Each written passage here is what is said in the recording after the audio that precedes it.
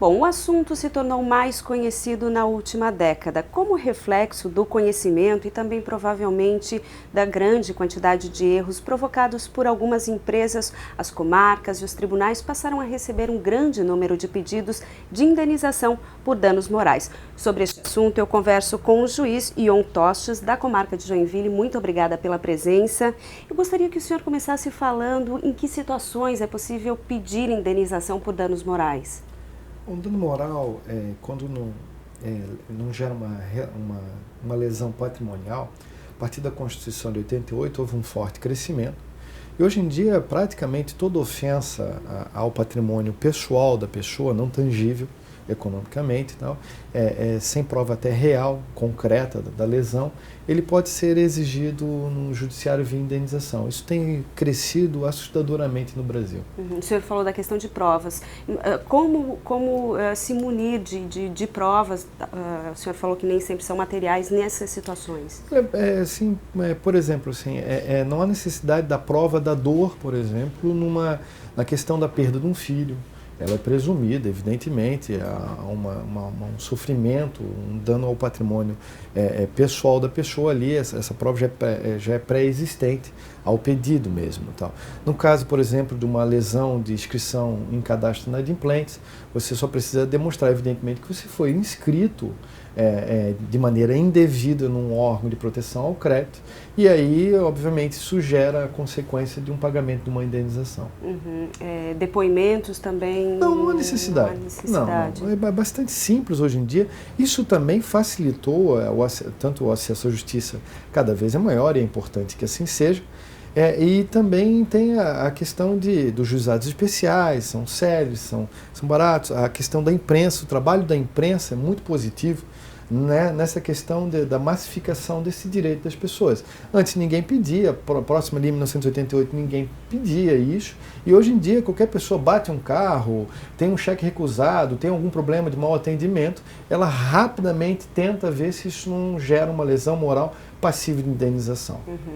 Bom, recentemente o senhor causou polêmica quando, de certa maneira, comparou os juízes a Robin Hood. Eu queria que o senhor falasse um pouquinho mais dessa situação. Foi uma ementa proferida na turma de recurso. Tem sido muito comum a questão das indenizações. Praticamente, eu diria que existe sim uma indústria de dano moral no Brasil. Hoje em dia há um artigo que fala da loteria dos espertos. O brasileiro está muito acostumado a dormir ofendido para tentar acordar milionário dentro do judiciário. Ou seja, qualquer coisa gera um pedido. Qualquer mero de sabor, aborrecimento, ou até mesmo alguns contratempos assim, então, o sujeito também não quer ser ressarcido de maneira pequena, ele quer uma indenização grande, não é qualquer R$1.000, 5.000 que ele está contente, ele quer 15, 20, 30 mil reais. E a ementa exatamente chegava nisso, que aí esse exagero também, os juízes, assim, infelizmente, também tem se sentido seduzido a essa questão que eu brinquei e tal, de que é Robin Hood.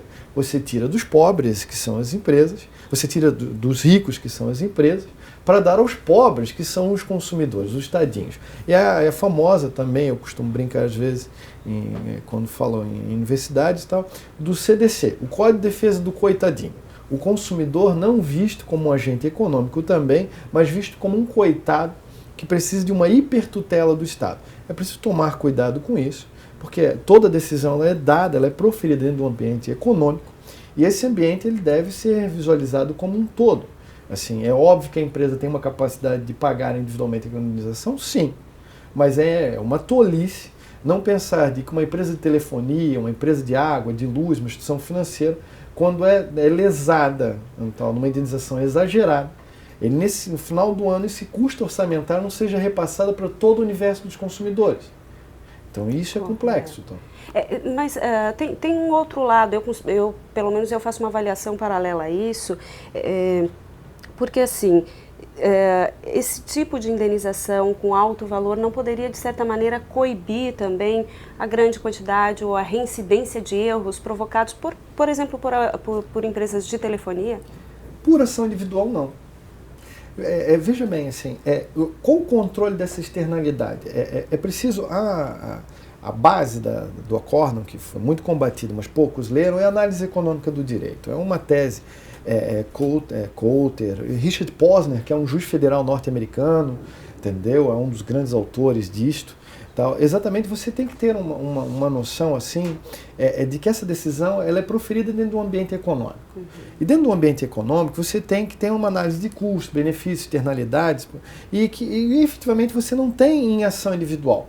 Quanto que eu sei, por exemplo, na questão da telefonia, então vamos pensar o seguinte, o que nós temos? Hoje em dia várias pessoas estão dando documentos falsos, utilizando o teu nome para abrir uma conta telefônica. E aí a pessoa, eu vou lá, abro falsamente uma conta telefônica, utilizo o seu nome, uma pessoa de bem, e dou vários telefonemas, DDD, isso gera uma inadimplência, porque eu não vou pagar.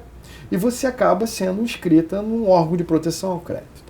Primeiro, uma coisa que chama muita atenção é de que você é notificada sobre aquela conta, em vez de se manejar rápido antes de ir para proteção ao crédito, então, para um órgão de defesa ao crédito, você fica quieta. Aí espera ter o problema. Aí quando é trancado o teu crédito, aí você vai lá e entra com uma indenização, porque olha, eu estou indevidamente.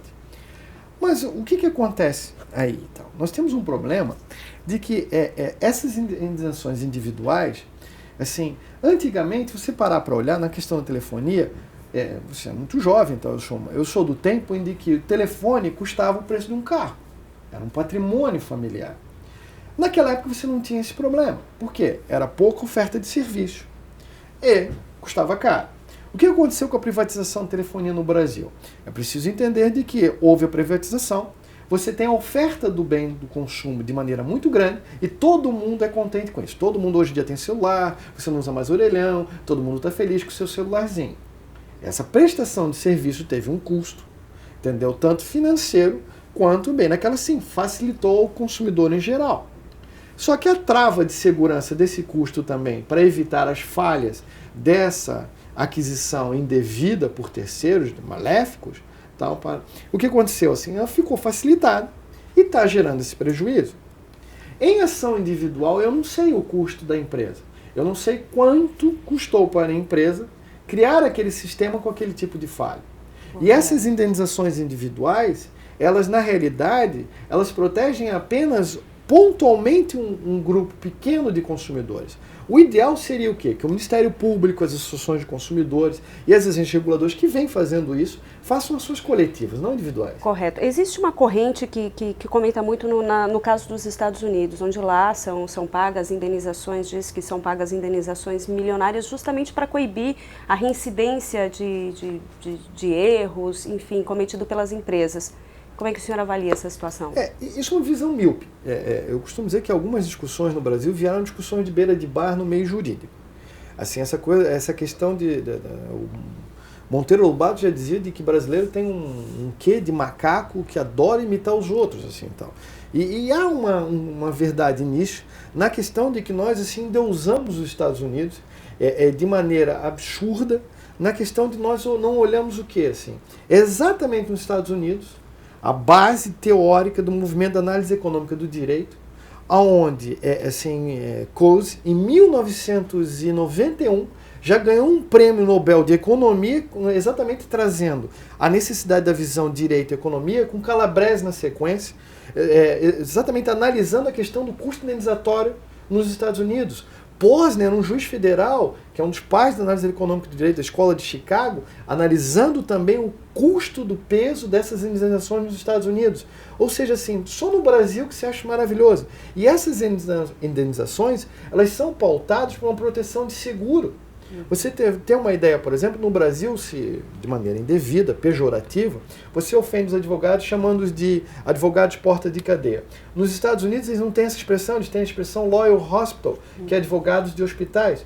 Por quê? Porque os médicos são os que mais sofrem com essas indenizações, fruto de quê? Fruto de uma proteção de seguros. Então, que no Brasil, inclusive, o Conselho Federal de Medicina, alguns anos atrás, inclusive, proibiu que os médicos, recomendou que os médicos evitassem ao máximo fazerem seguros exatamente para não alavancar esse problema. Sr. Tostes, para nós encerrarmos, o senhor falou que o valor das indenizações tem sido exagerado.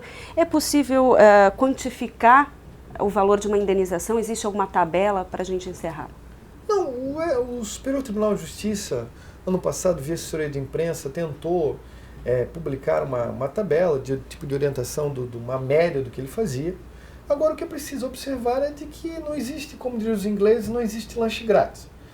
Toda ação gera uma reação que, dentro de um ambiente econômico, dentro da sociedade, vai contentar um, vai desagradar o outro, mas é preciso ter um olho também, tanto no consumidor, que merece ser protegido, é evidente, é a parte mais fraca, mas também no ambiente das empresas, senão você acaba gerando todo um resto da coletividade indevidamente. Tá ótimo, muito obrigada pela atenção, pelos esclarecimentos.